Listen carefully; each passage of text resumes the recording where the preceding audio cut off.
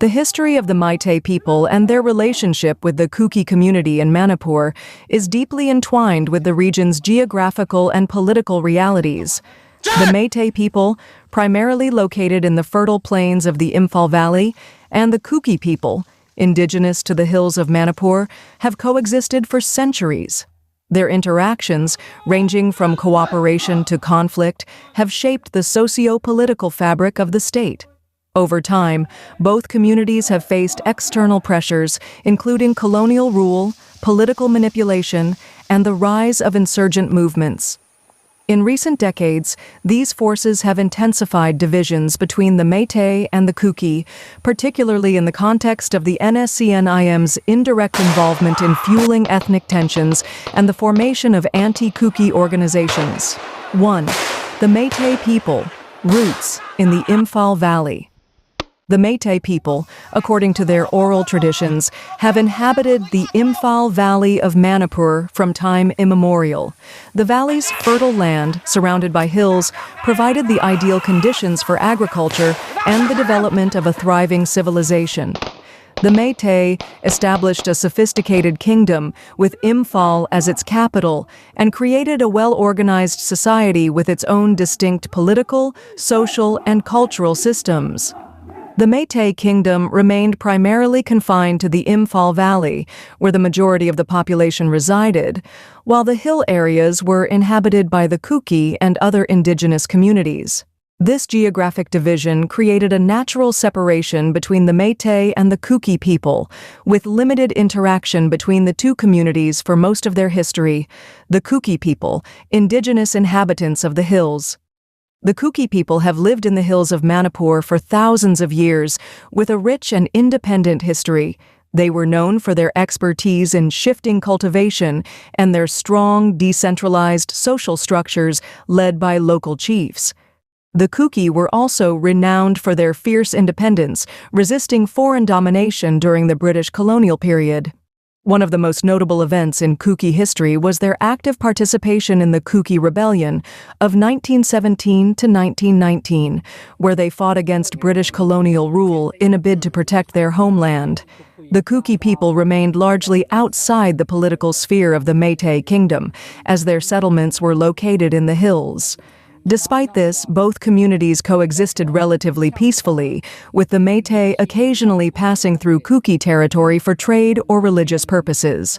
This coexistence was marked by mutual respect, with the Meitei kings seeking permission from Kookie chiefs for safe passage to conduct religious ceremonies such as Lai Harawaba and Chingkaba. These religious rituals required the Meitei to pass through the Kookie hills, and the Kookie often extended hospitality and protection during these events. 3. Religious and cultural interactions, Lai Harawaba and Chingkaba.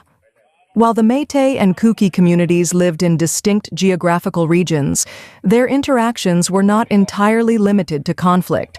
The Meitei people's religious and cultural practices occasionally brought them into contact with the Kookie, particularly during religious ceremonies. Lai Harawaba, an important Meitei festival dedicated to the worship of their gods and deities, and Chingkaba, another significant Meitei tradition, often required Meitei people to travel through Kookie-dominated hill areas.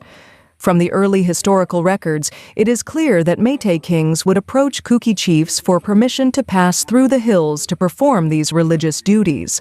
This practice was not just one of respect, but also of cooperation between the two communities, signifying peaceful exchanges. The Kookie, in turn, allowed the Meitei safe passage, recognizing the importance of these cultural and religious practices to the Meitei. However, by the 1970s, the dynamics began to shift. With the rise of political tensions, particularly the growing influence of Meitei insurgency movements, the Kookie people started to restrict the movement of Meitei militants into their hill areas. The Kookie, increasingly wary of external influences, took steps to protect their land from the encroachment of insurgent groups. This marked the beginning of a separation between the Meitei and Kookie in terms of both territorial control and political alignment. The 1990s, Meitei militants and Kookie protection. The political landscape of Manipur underwent significant changes in the 1990s, with the rise of Meitei insurgent groups seeking greater autonomy or sovereignty from India. These militant groups, which had begun to demand an independent Meitei state, faced a heavy crackdown by the Indian security forces. In this context, many Meitei militants sought refuge in Kookie-dominated areas, where they were provided shelter and protection by the Kookie people. Despite the earlier restrictions, the Kookie, who had a history of resistance against external forces, recognized the Meitei insurgents' struggle and extended their support, offering protection from the Indian forces. This period marked a temporary alliance between the Meitei and Kookie, driven by shared interests in resisting external domination. The Kookie, who had long fought for the protection of their land and autonomy, saw the Meitei militants' struggle as similar to their own. As a result, the Kookie provided sanctuary to the Meitei insurgents, despite the long-standing political separation between the two communities. However, this cooperation was short-lived and led to increasing tensions as the political dynamics in the region evolved. Fifth, NSCN-IM's indirect involvement and the rise of anti-Kookie organizations. During this time, the NSCN-IM, National Socialist Council of Nagaland Isak Muiva, a militant group seeking to establish a separate Naga homeland, began to exert its influence over the region. Although their direct involvement in the conflict between the Meitei and Kookie communities was not immediately evident, the NSCN-IM's political maneuvering played a significant role in exacerbating the ethnic tensions between the two groups. The NSCN-IM's push for Naga autonomy and its influence over various tribal groups led to the creation of anti-Kookie organizations, such as the Federation of Haomi, FOH. The Federation of Haomi, FOH, formed in this context, is an anti-Kookie organization with no clear objectives other than to counter Kookie history and undermine the Kookie people's presence in the region. The FOH has been accused of promoting an agenda that specifically targets the Kookie community, seeking to erase or distort the historical contributions and identity of the Kookie people. While the NSCN-IM has moved away from direct violence in recent years, their influence in local politics has played a critical role in shaping such divisive movements. The formation of such organizations, driven by political manipulation and ethnic grievances, has further complicated the already fragile relationship between the Meitei and Kookie people.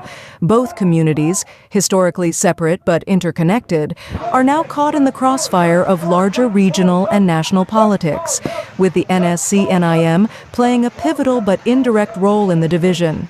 This has resulted in the formation of more divisive ideologies that have contributed to the growing fragmentation of Manipur.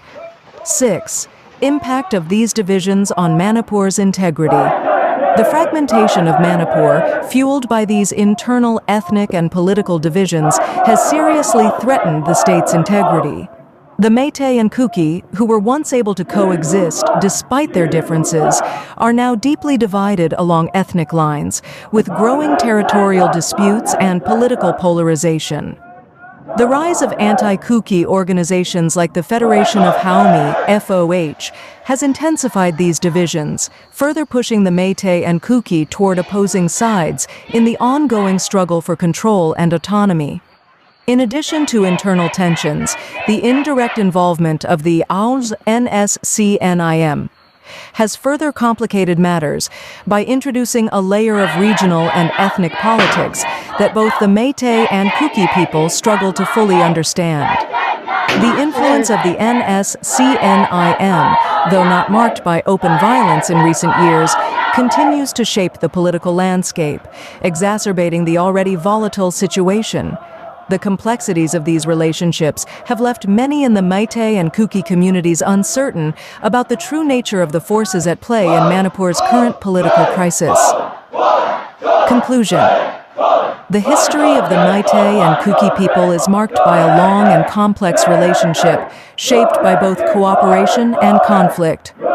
The Meitei, deeply rooted in the Imphal Valley, and the Kookie, who have long inhabited the surrounding hills, have had a rich history of cultural and religious exchanges. However, in recent decades, these exchanges have been overshadowed by political struggles for autonomy and sovereignty, particularly with the rise of Meitei militancy and the increasing influence of groups like the NSCNIM.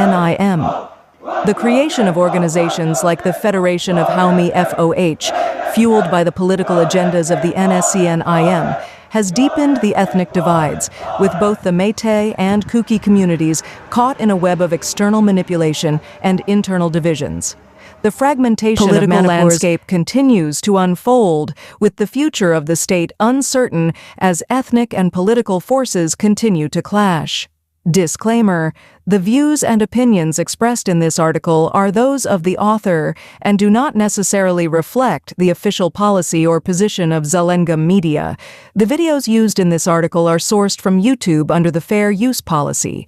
To stay informed and receive updates on important issues regarding the people and politics of Manipur, be sure to subscribe to Zalengam Media.